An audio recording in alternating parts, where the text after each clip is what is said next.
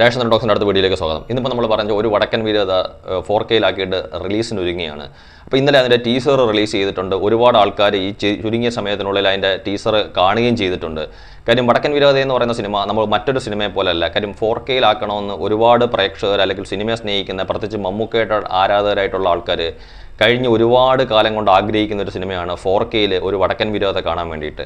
അതിൻ്റെ ആ വാൾപ്പയറ്റിൻ്റെ സൗണ്ടും അല്ലാതെയുള്ള ഓരോ മമ്മൂക്കയുടെ ഉൾപ്പെടെയുള്ള എല്ലാവരുടെയും സംഭാഷണങ്ങളും ഓരോരുത്തരുടെ പെർഫോമൻസും എല്ലാം തിയേറ്ററിൽ എക്സ്പീരിയൻസ് ചെയ്യാൻ വേണ്ടിയിട്ട് ഒരുപാട് ആൾക്കാർ വളരെ ആകാംക്ഷാപൂർവ്വം വളരെ സ്നേഹപൂർവ്വം അല്ലെങ്കിൽ പ്രതീക്ഷാപൂർവ്വം കാത്തിരിക്കുന്നതാണെന്നുള്ള കാര്യത്തിനകത്ത് യാതൊരുവിധ സംശയവുമില്ല.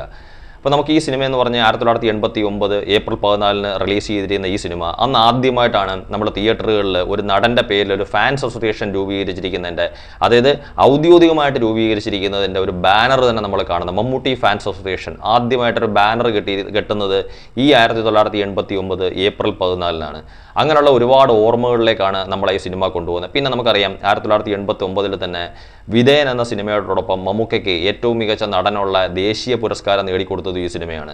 ഇതിനകത്തുള്ള ഓരോരുത്തരുടെ പെർഫോമൻസും മമ്മൂക്കയാണെങ്കിലും മാധവിയാണെങ്കിലും സുരേഷ് ചേട്ടനാണെങ്കിലും ഗീതയാണെങ്കിലും ചിത്രയാണെങ്കിലും ബാലങ്കേ നായരാണെങ്കിലും ക്യാപ്റ്റൻ രാജു ആണെങ്കിലും ഭീമൻ രഘു ആണെങ്കിലും ജോണി ആണെങ്കിലും ടോണി ആണെങ്കിലും സഞ്ജയ് മിത്രയാണെങ്കിലും KP ഉമ്മറിൻ്റെ മകൻ അദ്ദേഹമാണെങ്കിലും എല്ലാവരും ഏറ്റവും മികച്ച രീതിയിലുള്ള, അതെനിക്ക് അദ്ദേഹത്തിൻ്റെ പേര് റഷീദ് എന്നോ മറ്റോ ആണെന്ന് തോന്നുന്നു. കാര്യം അതുപോലുള്ള മികച്ച പെർഫോമൻസുകളാണ് ഓരോരുത്തരുടെ ഭാഗത്തുനിന്നും ഈ സിനിമയ്ക്കകത്ത്.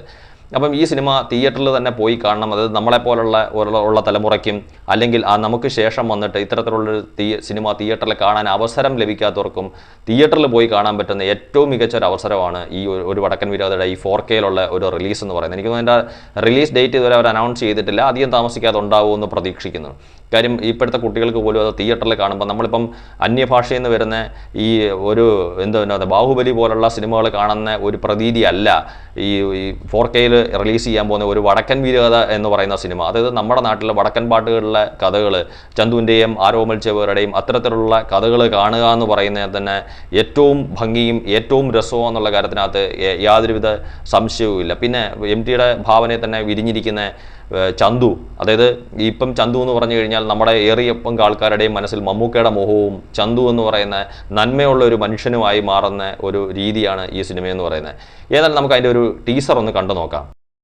Thank you.